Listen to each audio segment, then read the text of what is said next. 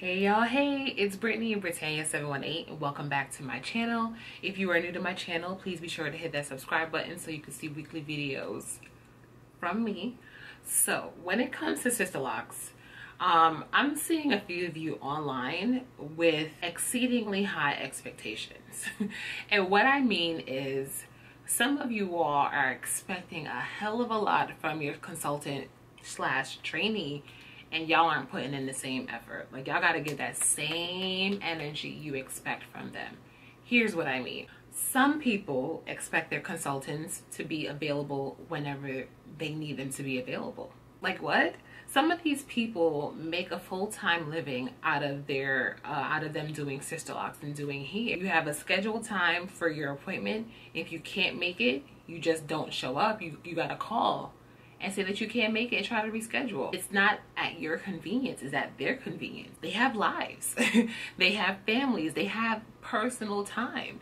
It's like the same way if you were to go to work, like you can't just like show up whenever you feel like it and expect to still get paid. Like, nah, fam. Some people choose to do whatever they want to their hair, especially in those initial stages where it's crucial that you follow everything you're told. Like, some of y'all just be coming there with your retightens and like the whole left side of your hair, the back of your hair, the front of your head, all that is just gone.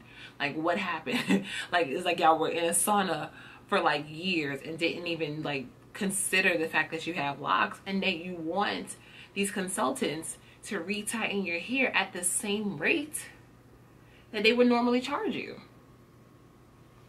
Where? And this brings me to my last and final point. Consultants and trainees can charge whatever the hell they feel like charging. Okay? Let's just put that disclaimer all the way out there. You, as a prospective client, you see their rates, you know what I'm saying? You see their work, and you decide whether or not you're still going to pay that money to get your hair done. If their prices are too high for you, then move on to the next person. Find somebody else that's within your price range. But don't take to social media bashing a person for the prices that they charge when you know full well what their prices are. It blows my mind for people to see visually that this consultant charges X, Y, Z, A, B, C for these services. Here are the prices. You choose whether or not you're going to hit click to schedule that appointment. If that's too much money for you, go to somebody else. But all this bashing people for how much they charge, whatever, that's on them. Let each person charge their worth. Who are you to decide what they can charge? If it's not within your price range, if it's not within your budget, by all means, find somebody else that is, or shit, figure out how to do your hair yourself. And I'm pretty sure this last one is probably gonna like offend people, but if it don't apply, let it fly. Okay?